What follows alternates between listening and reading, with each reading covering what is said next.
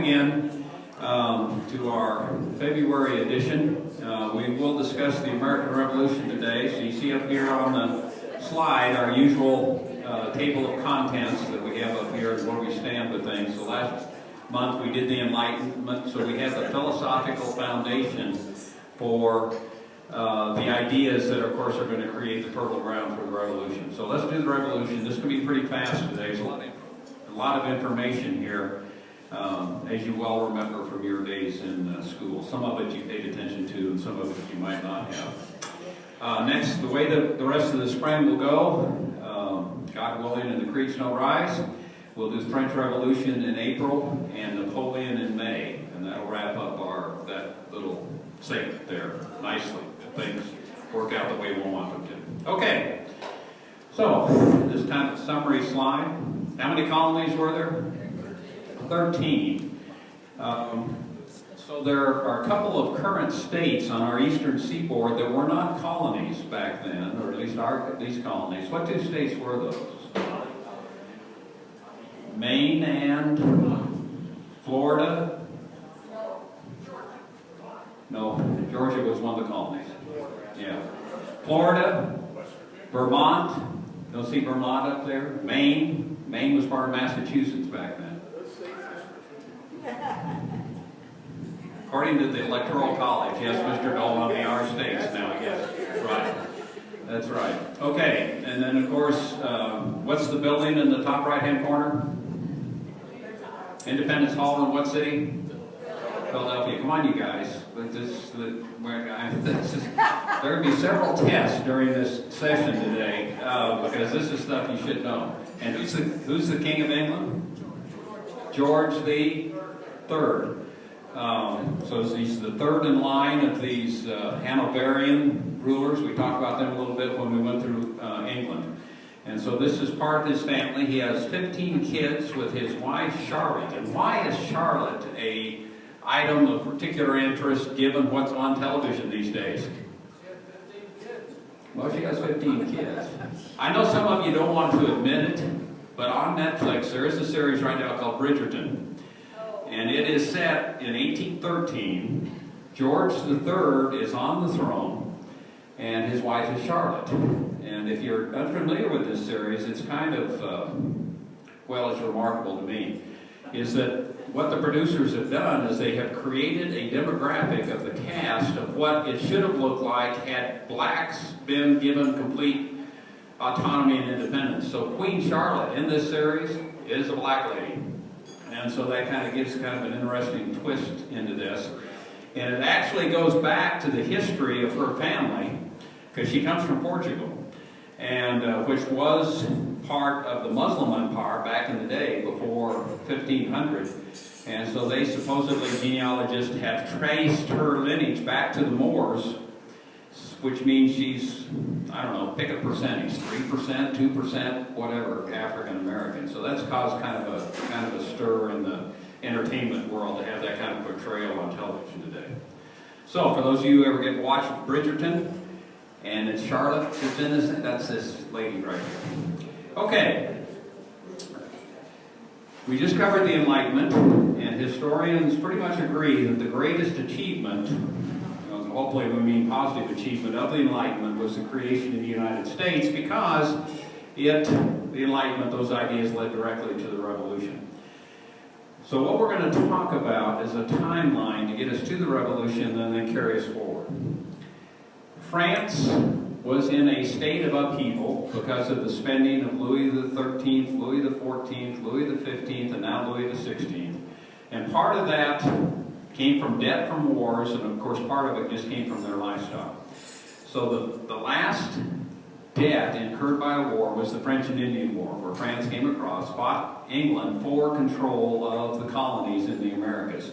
So this map that you see here, this is what America, North America, looked like prior to the French and Indian War.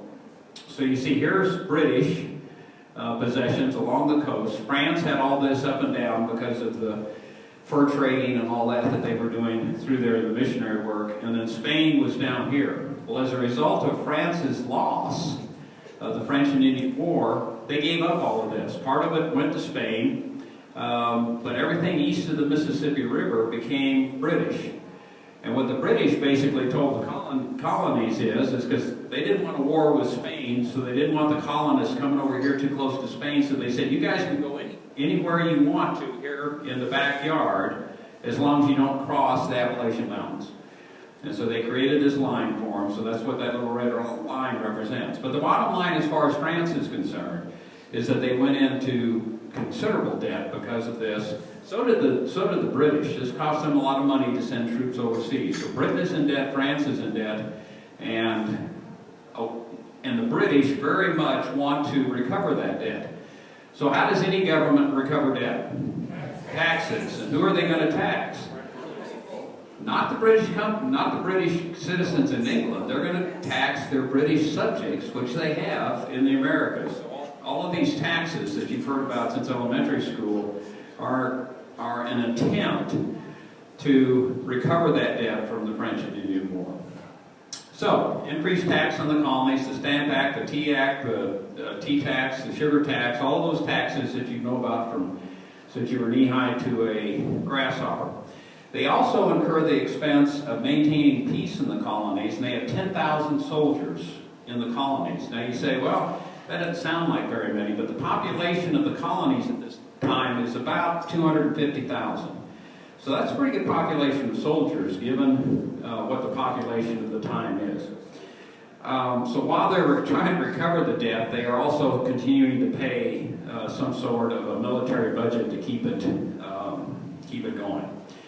All right, so the French and Indian War ends in 1763. We have this series of taxes, and it leads up to what is considered to be the first violent act of the Revolution, which is the Boston Massacre. And you guys know the story.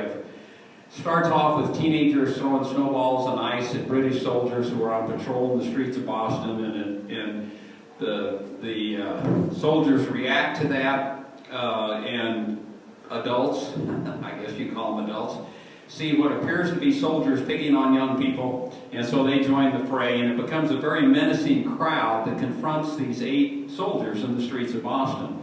And it is lost to history. It's in the fog of history about who caused the first shot. We know the name of the private who fired the shot, but what was actually, other than just fear, what caused him to do it is lost to history.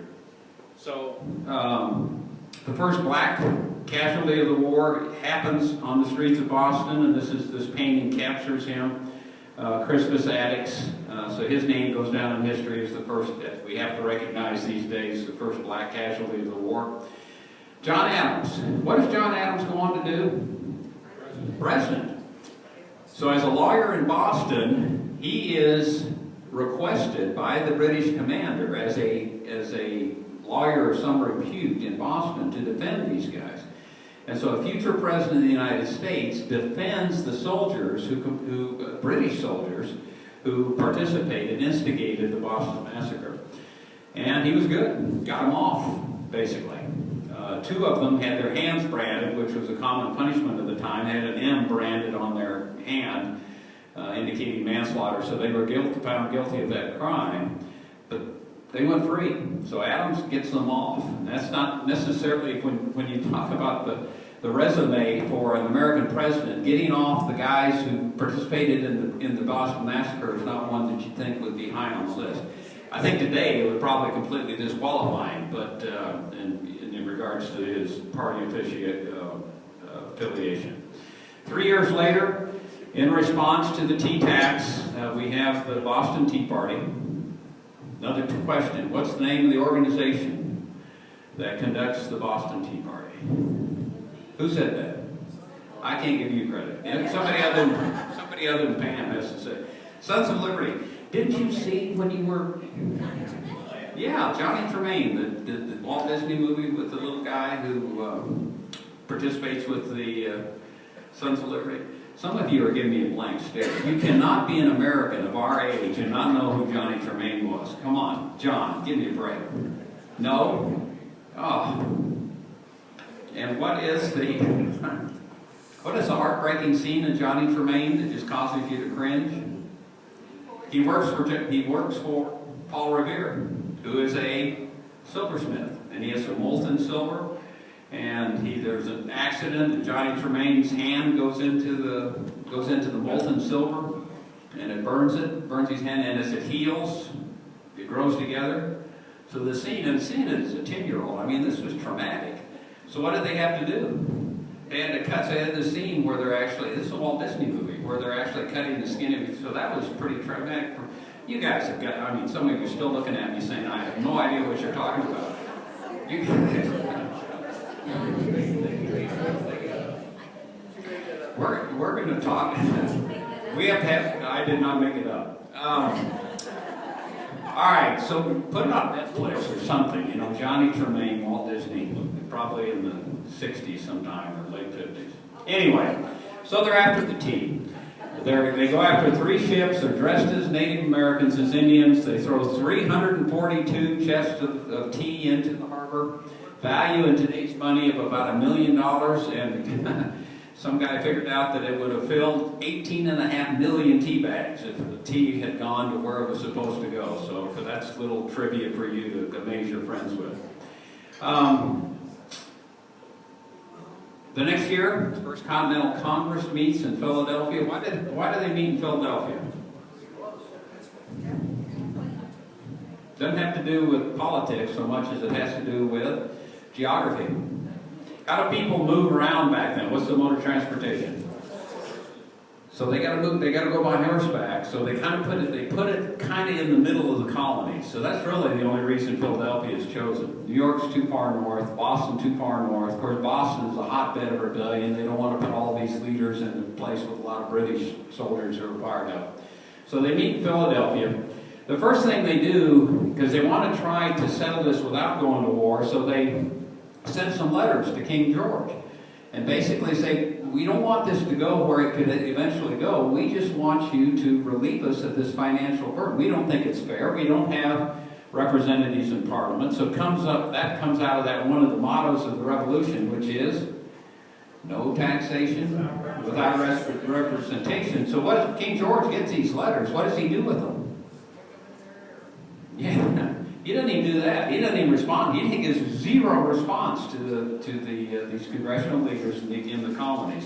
So obviously there's a level of discouragement that goes with this. So King George doesn't even give them the courtesy of a reply. And of course that stokes the more hot-headed of what we will call the patriots.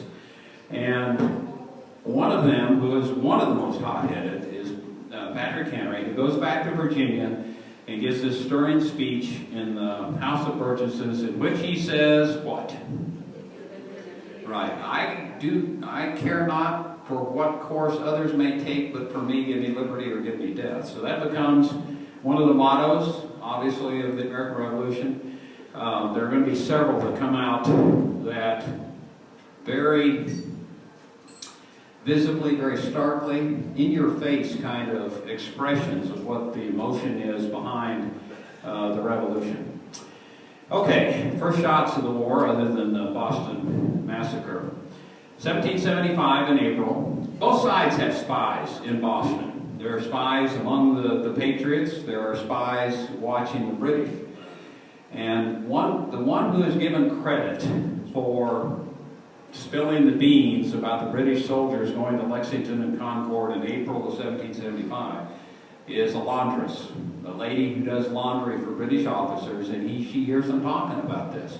So she gets word to the Sons of Liberty and a couple of other organizations that the British are about ready to do 2 things. One, go to Lexington and capture John Hancock and Samuel Adams, who are 2 leaders of the movement, and then go on to Concord, where they understand that there's a building there being used to store ammunition and gunpowder and weapons. So the British have a 2-fold mission, and this laundress informs. And so the Patriots are basically aware of what's going to happen.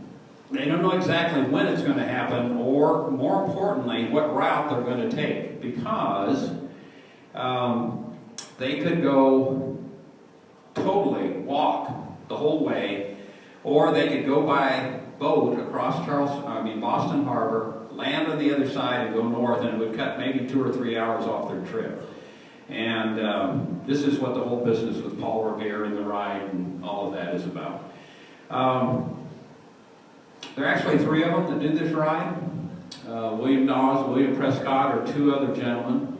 Why is it, though, that we remember Paul Revere? He's a better press agent, literally.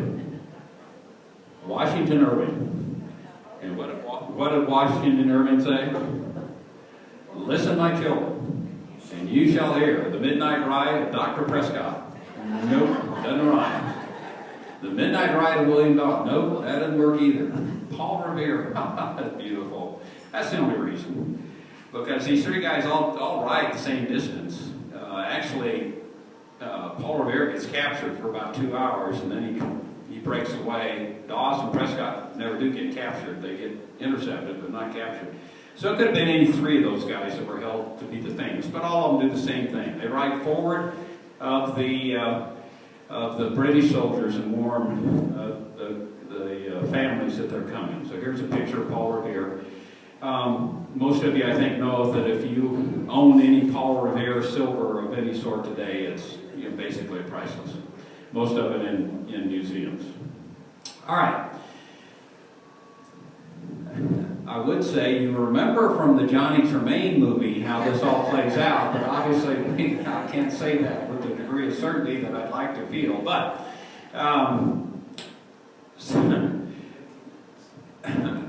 so anyway, so here's Boston. If you can see this map, and I hope you can. I know it's kind of small. So Boston is here. Lexington is up here. Concord is down the road here. So the choice that the British had is that they could walk all the way around like this and go, or they could go get in boats, go across here, land, and walk here. And this is going to be a 2 or 3 hour difference. So what's the signal that's set up here for Paul Revere in Boston so he knows which way they're going to go? 1 if by land, 2 if by sea. So it's alphabetical. All right, land comes first, 1 if by land, 2 if by sea. That's what I always told my students. They needed memory aids to keep these things straight.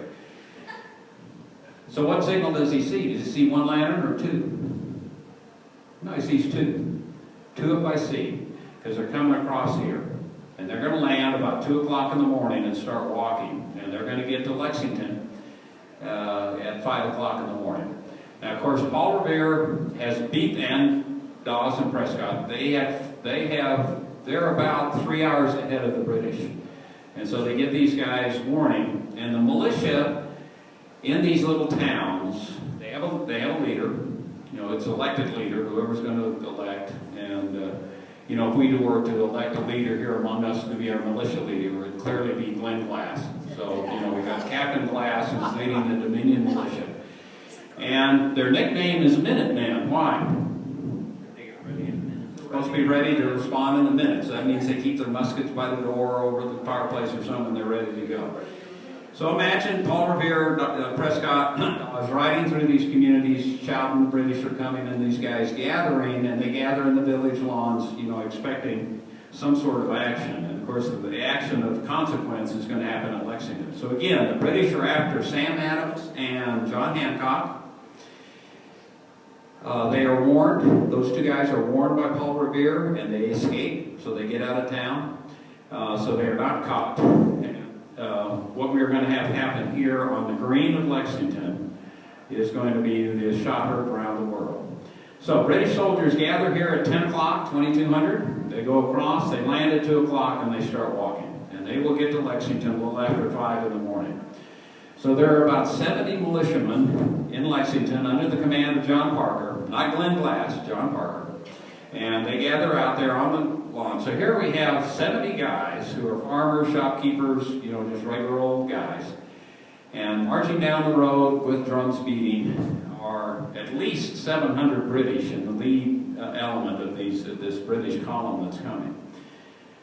Put yourself in their mind if you can, untrained, heart beating a little fast. As you look up and you see these magnificently attired soldiers representing an army that hadn't lost a battle or a war in Europe for like 200 years, coming down the road at you. And this guy, this John Parker, stands in front of them, and by legend, his pep talk is don't fire unless you are fired upon, but if they want war, let it start here.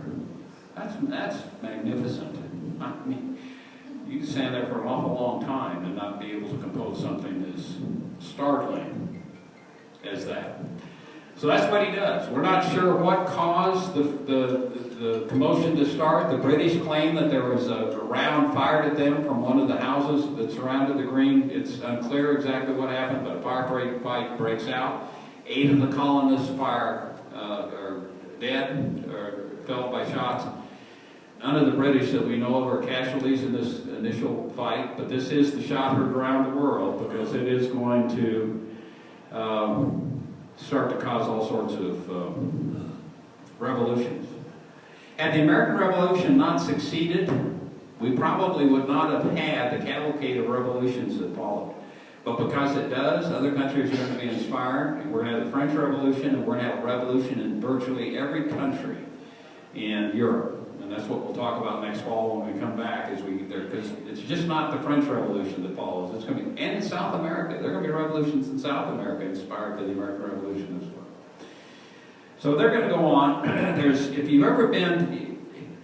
If you're ever up in the Boston area, go out. They have a couple of tremendous museums out by Lexington and Concord that commemorate these two fights, and they're just really very interesting. And one of the things they've restored is this Old North Bridge, where the contact happened between the British as they're outside, as they enter into Concord.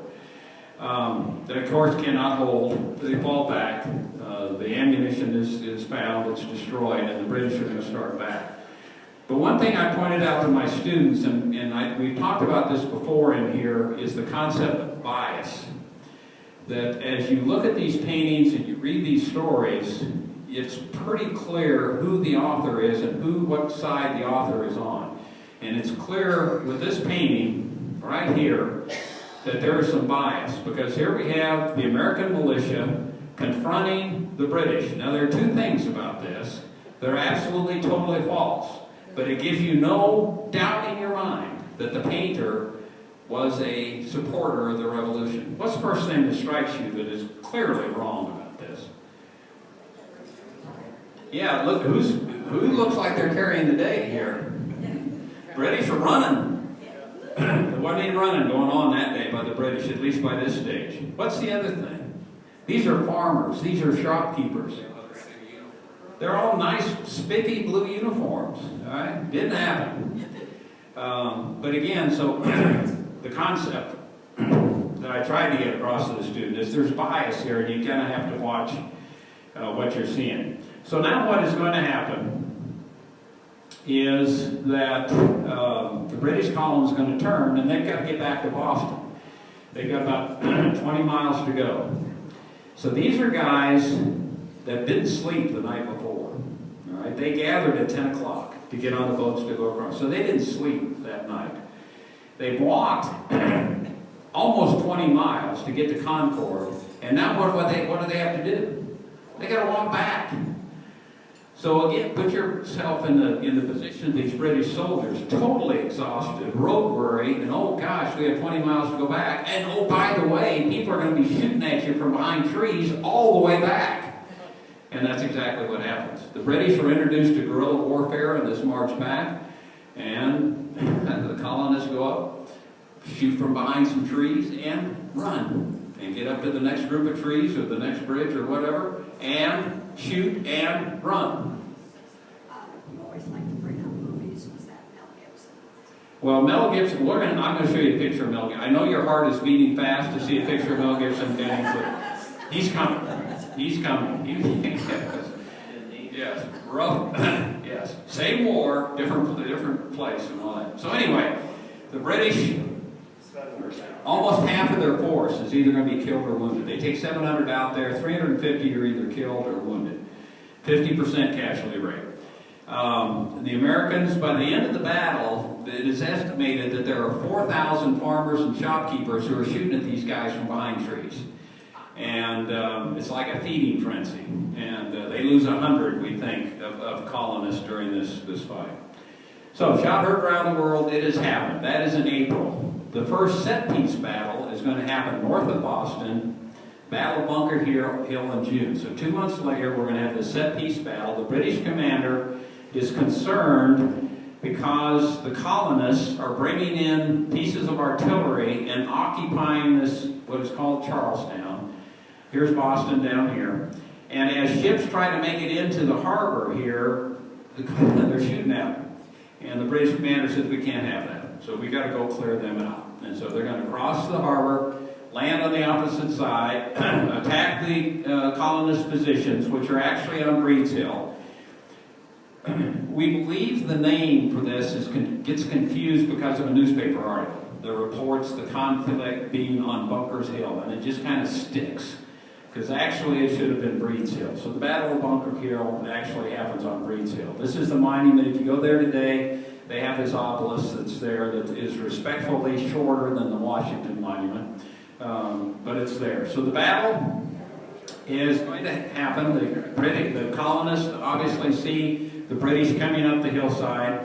And this again is one of those great quotations that is fitting for the moment. It is not unique to this battle. All right? There are other times when soldiers are told, don't shoot until you see the whites of their eyes. But because of the significance of this battle, people associate that this is the only place that this was said. That's not true, but it becomes famous because of that. It is attributed to 2 or 3 people. Most people say it was Israel Putnam that says it. But understand what he is asking these guys to do. Again, shopkeepers, very little military training, some experience from the French and Indian War, but those guys are older, obviously, than most of the young people who are out here. And you look down the hillside and you see arrayed in front of you magnificence. That's the only way I think you can describe this array of red uniformed soldiers coming up, drums beating and all of that, with their muskets in front of them, but more importantly, 18 inches of cold steel called a bayonet attached to the end of it. And you have a musket in your hand that you can fire once and then keep pulling the trigger and keep firing bullets? No. It takes 20 seconds when you're out there all by yourself to reload, but let alone when cannon fire is coming around you and guys are coming up, you fire at this guy and you go, oh my God, get the batter, get the batter. Wait, just, doesn't happen. And you're telling these guys to wait till you don't see the whites of your eyes?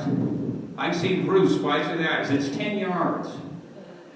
And these guys are going to wait. They actually wait until they get about 10 yards away and fire in that first volley. The first volley is absolutely deadly. You can imagine. I mean, they're in a straight line. You shoot them. But now you got to reload. Because there's another line coming behind them, and there's another line coming behind them. So this happens. And at the end of this battle, the British are going to suffer more casualties, but the Americans give the ground. And usually who wins is the guy who owns the ground at the end. And so the British, even though they suffer many more casualties than what the Americans do, they get the ground. Their mission is successful. They eject the British from Bunker Hill. And so it's declared an English victory. But what comes out of this is that the British now understand that this is not going to be as easy as what they thought it was. And regardless of the lack of training, the Americans are going to be a force that they have to deal with. So there's going to be conflict in Boston for the next 2 years. The conflict is going to move slowly south and involve New York and later Philadelphia as the British try to contain this rebel spirit that has erupted in the 13 colonies.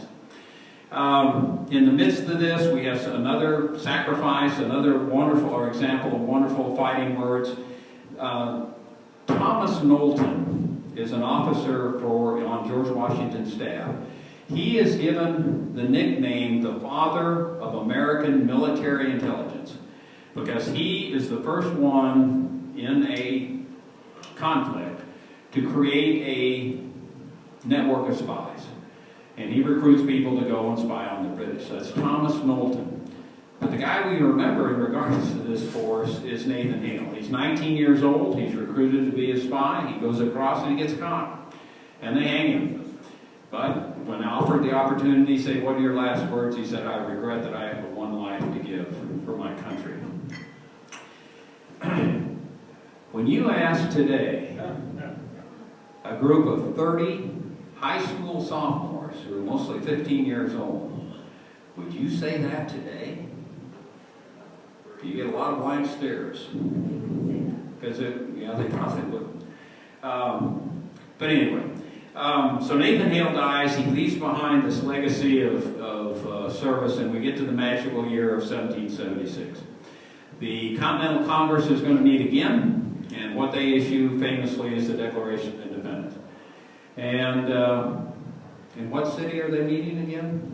Philadelphia. Independence Hall, right?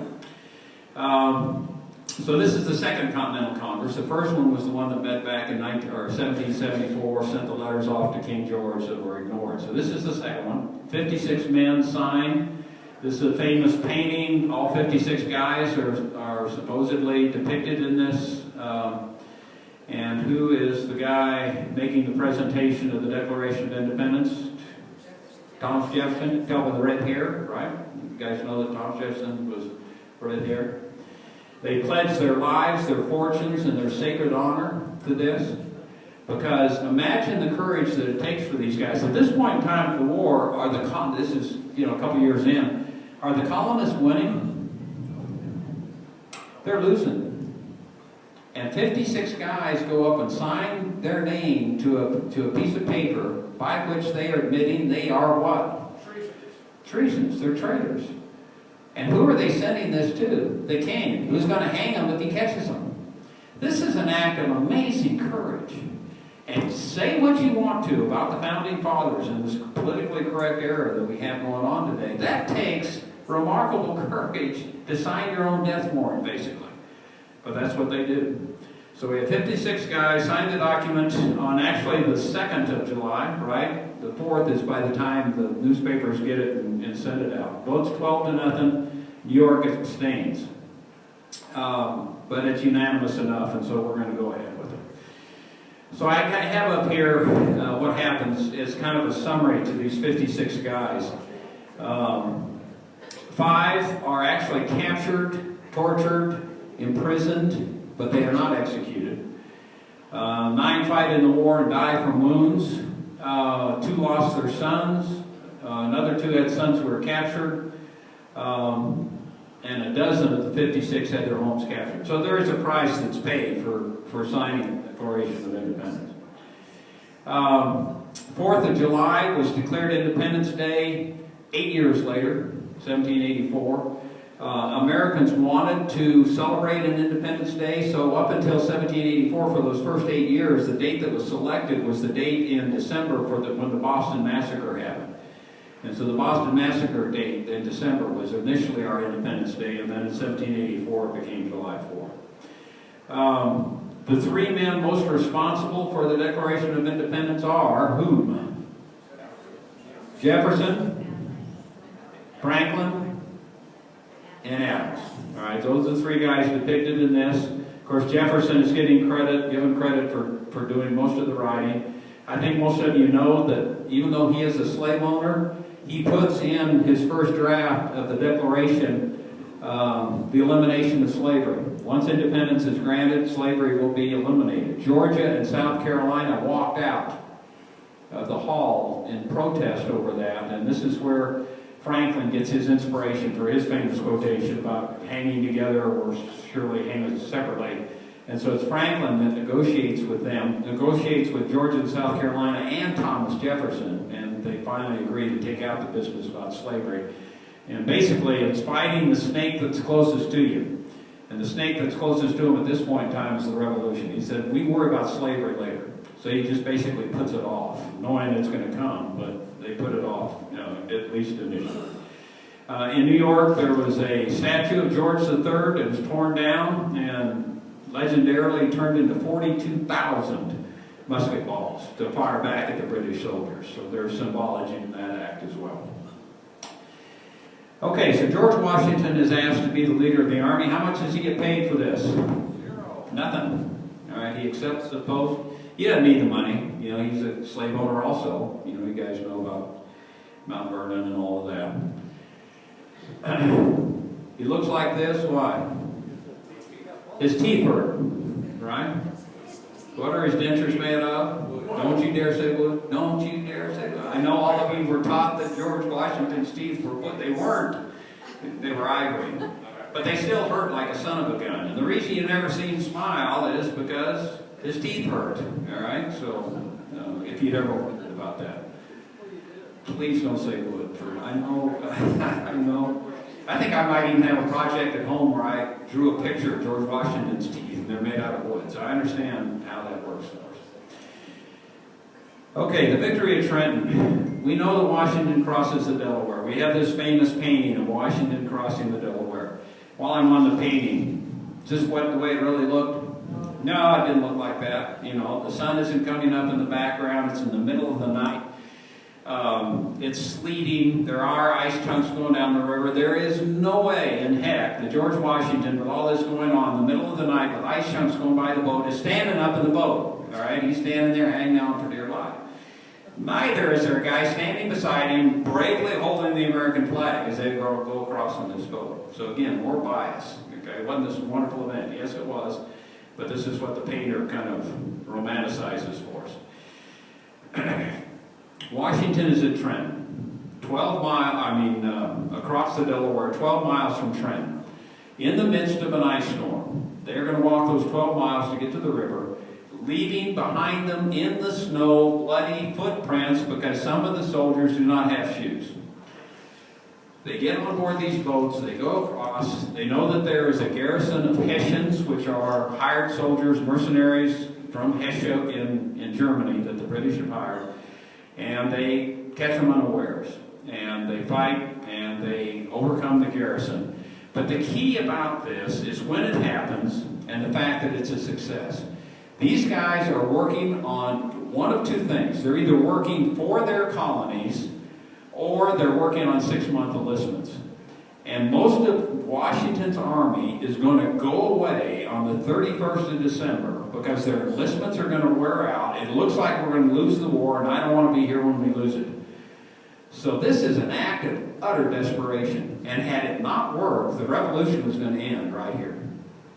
But Washington inspires these guys. He gets them across the river. They attack. It's successful. And there's this spark of hope, and people re-enlist, and they join for another 6 months, and the war is going to go on. That's the significance of Trenton. It's huge. And the fact that Washington basically rolled the dice at this moment of desperation and caused the success to happen. When you talk about the father of our country, there are all sorts of reasons why he was given that nickname, and Trenton is right at the top of the list. Because had this not succeeded, we'd still be, well, still wouldn't be a British colony, but you get the drift. The commander of the Hessians had a spy on Washington's staff. The spy reported to Colonel Rolfe that they were coming, and he ignored it. Christmas and all, you know, they're not going to do that. And so he did not respond to that warning.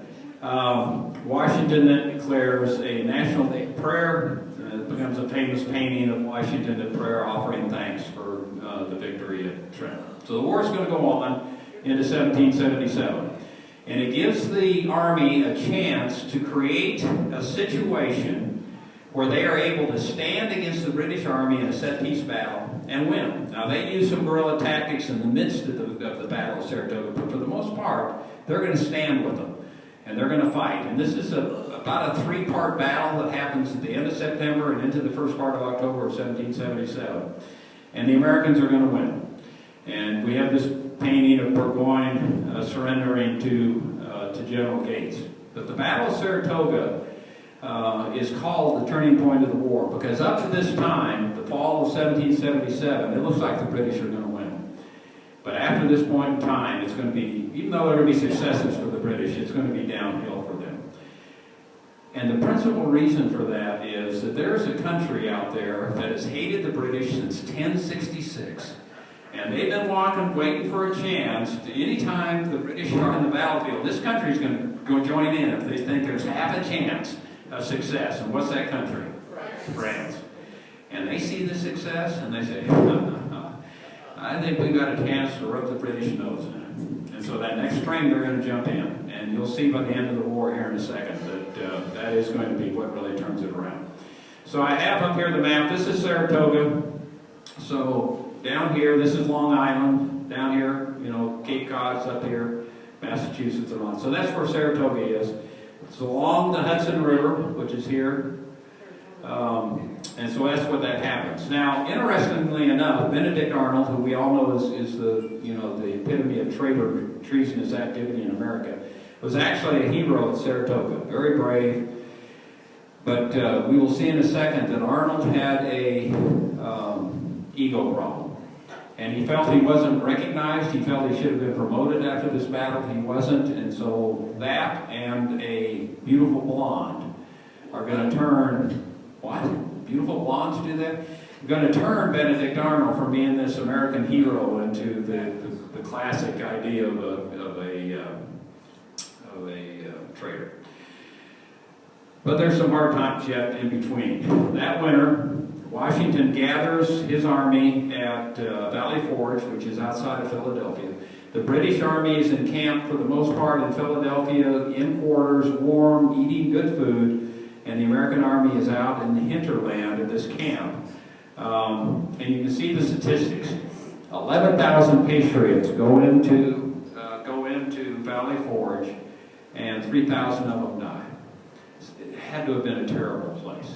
And any time you see Washington in the snow in a painting, he's at Valley Forge, except when he was in Prayer after Trenton. But here's Washington in the snow at Valley Forge. Here's Washington in the snow at Valley Forge. Here's Washington in the snow at Valley Forge. Here's Washington in the snow again. He's still at Valley Forge. But one guy who comes into the snow of Valley Forge and is also going to turn this war around is Baron von Steuel, who is a Prussian leader who is inspired by what he hears and with his spending his own money at his own volition, comes to the United States, reports to Washington and says, I think I can help you. And he takes the American army under his wings in the spring, the end of the winter of 1778, the end of the spring of 1778, and starts to train them. And they actually start to be able to respond like a unit is supposed to on the battlefield. Right flank, left flank, move to the rear. All of the orders that soldiers today kind of take for granted started with von Steuel. And he trains us, and so as a result, the American army, those who survive, come out of Valley Forge a much better trained army, and it's because of him. We'll get to Yorktown here in a second, but when Washington wants to pick one person to accept the flag of surrender by the British at Yorktown, who does he pick? A Prussian officer named von Steuel. Because that's how much he valued what von Steuel did for him at Valley Forge. Lafayette is going to be another one. The Marquis de Lafayette, he's 19 years old, but he comes to America as a general. And very enthusiastic in his pursuit of the revolution. Again, a foreign officer reports to, and there are others. There's a couple of Polish officers that come across. This is also a testimony to how much these people hated the British. You know, that they're coming. The part of it is the revolutionary zeal. The other part is there's a chance to get in a lick against the British. So Lafayette's going to show up, and he is going to not necessarily lead on the ground, but be a liaison officer between Washington and the French soldiers who fight for him. He's going to go back home after the war. Most of the French generals are noblemen, and they are going to have their heads chopped off during the French Revolution. Lafayette avoids that. And he's going to live, and in 1824, about 50 years after the Revolution, he comes back to America and conducts this marvelous reunion tour, or victory tour, where he visits all 24 states at that point in time, in 1824. And people show up in droves to honor him. He takes back, as a result of that trip, he takes back a cartload of American soil, so that when he is buried in France, they dig the French soil out, they put his coffin in, and they dump the American soil in on top of him. So he is buried in France in American soil. And that's how much respect he had for Washington and the people of America because of the Revolution. John Paul Jones. There is an American Navy. The American Navy is, of course, as all the, well, the Army was first, Marines were second, and then the Navy. Don't take anything about me saying the Navy was third. Just stating the facts. Yeah, I know. Okay. John Paul Jones. Wonderful story. So we have these ships that are out there, and they're defending the coast, but a lot of them are taking the fight to the British. They're actually going to England in the coastal waters there and trying to pick off these ships coming out of England. John Paul Jones is one of those guys. So here he is off the coast of England, between England and France. He catches the ship, the Serapis, coming out. He's on the Bonhomme Richard, John Paul Jones is, and they start the firefight at night. This is a night fight. If you can imagine being out in the middle of the ocean and just shooting it, and the only illumination is basically from the cannon fire as the ships, shoot at one another. The Serapis closes on the Bonhomme Ridges close enough so that the ships can be lashed together, and there starts to be a fight on the decks. Well, John Paul Jones' ship, the Bonhomme Ridge, is sinking because it's taken some hits. He goes below decks because below decks he has British prisoners that he's taken from earlier battles. And he basically tells them, he says, guys, you got basically two choices here. One, you can do nothing and we're going to sink and you're going to drown. Or two, you can start bailing and keep this thing afloat long enough for us to turn this around. So what would you do as a British prisoner at that point in time? Bail like a son of a gun. So that's what they do, and they keep it, kind of afloat, and they keep this fight. Well, in the midst of all this, there's a slight pause. The British captain sends a message to the American ship captain, or to John Paul Jones, and says, surrender. And John Paul Jones very famously says, I have not yet begun to fight. And he goes on, and he wins. But his ship is still sinking. So what does he do? He takes over the British ship, lets it, gets everybody off, lets his ship sink, and he sails the Serapis into France, turns all the British prisoners over, and then continues the fight. Wonderful fighting words. I have not yet begun to fight. Another, typical, bravado by the revolutionaries. After the war, he stays in Europe. He goes to Russia, helps Catherine the Great with her navy, and then he dies in France and is buried there. But where is he buried today? Anybody know? Yeah, the Naval Academy at Annapolis. They retrieved his body from France, and he's buried there. So John Paul Jones, very famous. Here's another lady who's famous. The Battle of Monmouth, which is in New Jersey. This is as the war slowly moves to the south in 1778. Mary Hayes is her name. And she helped her husband, who was a cannoneer, bringing them water and helping them bandage when they needed bandage. Well, he is wounded, and she takes his place. And by legend, there's actually a cannonball that supposedly, as she's loading the cannon, there's a cannonball that comes between her legs and destroys part of her dress and her petticoat. But because of this, she had already had the name Molly Pitcher because she's bringing pitchers of water to the guys. But Washington is so impressed by this that he gives her the rank of sergeant and says, thank you very much, ma'am, go home. Because basically he doesn't want a bunch of women out on the battlefield. I didn't mean to say bunch of women, but you get the drift. Thinking that they'd be more of a distraction than they were worth. But anyway, we lived in New Jersey for a couple of years when I was in the Army, and there's Molly Pitcher stuff back there all over the place. There's Molly Pitcher Inn, Molly Pitcher restaurants, Molly Pitcher Street. I mean, she is held as quite a hero back there in that time. It's the first time that the colonists put bayonets on their muskets, so the colonists finally catching up with the British. And just for the heck of it, I put up here that how times have changed. The Navy regulations required a ship captain to give a sermon on Sunday and offer 2 prayer sessions a day. So the ship captain, part of his training was there was some theology going on at the same time. Denny, who's this guy in this picture right here? Mel Gibson. There he is. All right. You guys absolutely, I drew an absolute blank stare when I talked about Johnny Tremaine. What role did Leslie Nielsen play for every Sunday night or Saturday? I think it was Sunday night when Disney World came on, and they had a series called The Swamp Fox. And Leslie Nielsen, you remember Leslie Nielsen? You know, it's kind of a straight-faced, funny kind of guy. He played Francis Marion in that series, right? The Swamp Fox, and that's what this is based on. So we have Francis Marion as the war moves to the south, in South Carolina, leads a guerrilla force out of the swamps of South Carolina and harasses the British. And his character is somewhat captured in the movie The Patriot with Mel Gibson. So those of you who saw that.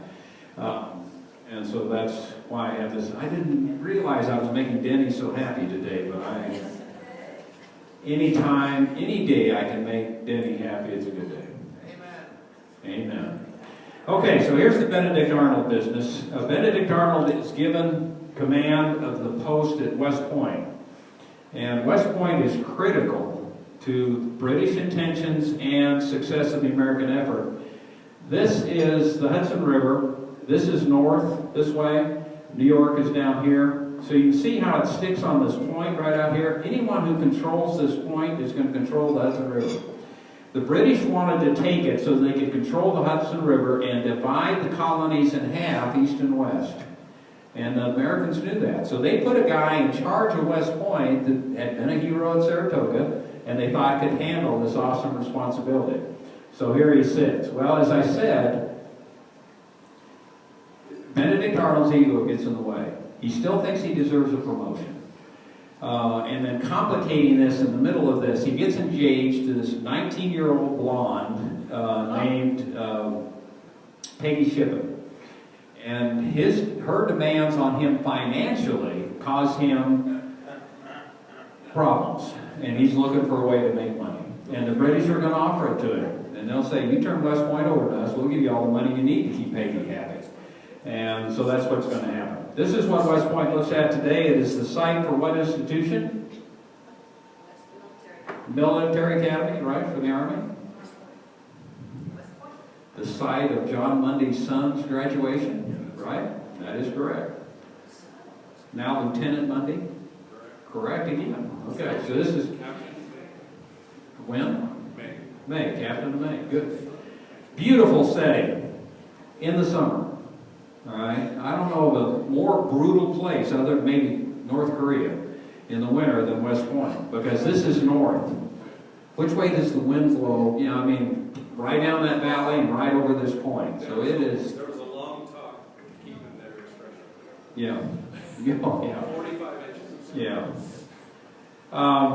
So here's the story. Here's a painting of Peggy Shippen. Here's supposedly her wedding ring, engagement ring, wedding ring.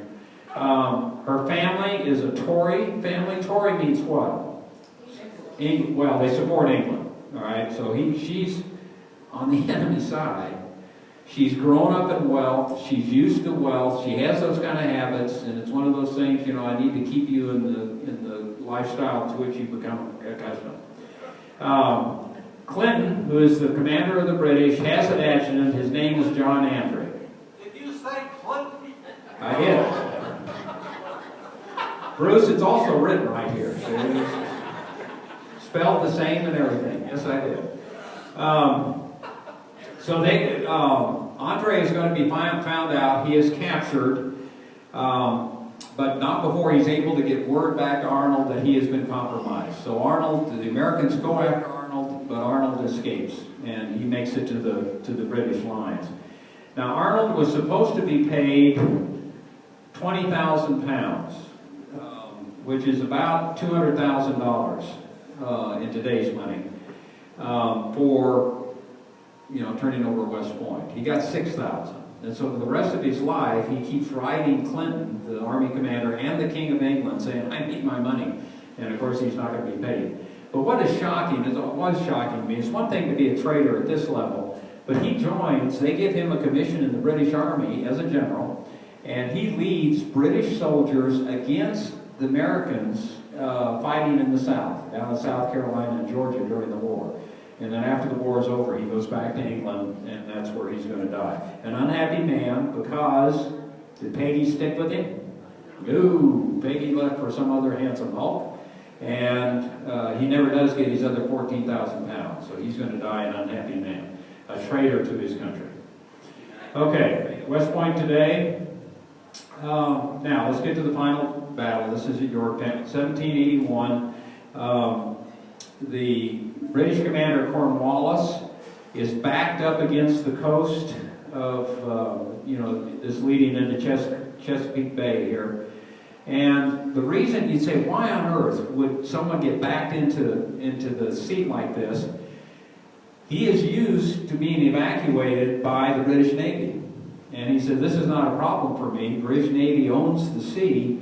I can get anytime I want to get away. I just, get to the sea and they'll get me out of there. Well, the problem this time is the French Navy. And the French Navy has shown up in force, and they block the British Navy from coming in and rescuing Cornwallis, so he has no way to get away. So what has turned out to be what was earlier a routine escape route for him is now cut off. And they are truly backed up against the sea. They have no place to go. The Americans keep attacking them and finally wear them down, and Cornwallis is going to surrender. This is the importance of the French. The army that Washington led at Yorktown was 40% French. And the French Navy is the Navy that's sitting out there blocking the British.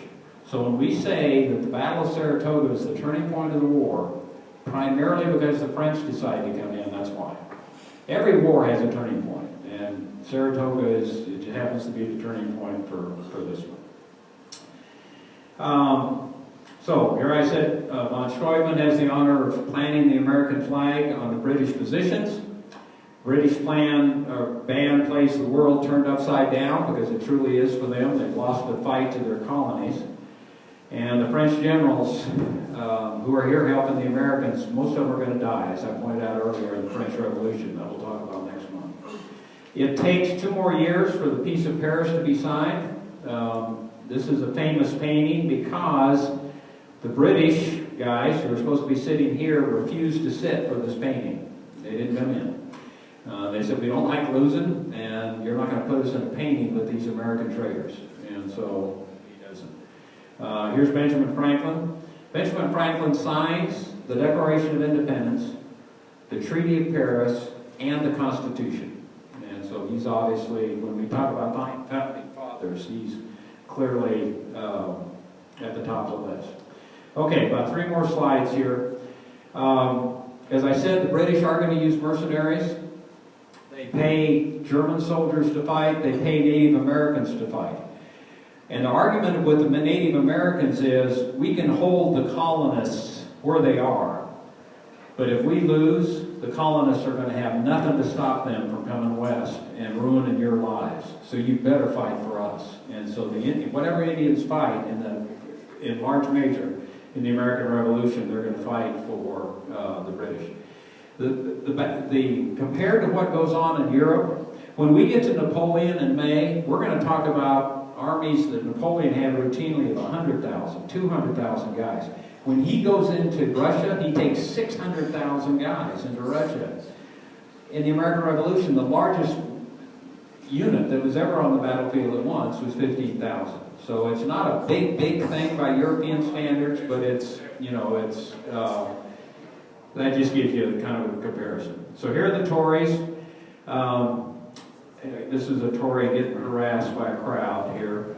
100,000 of them leave America after the war to go back to England because they don't want to live there. The rest of them are just kind of settled in.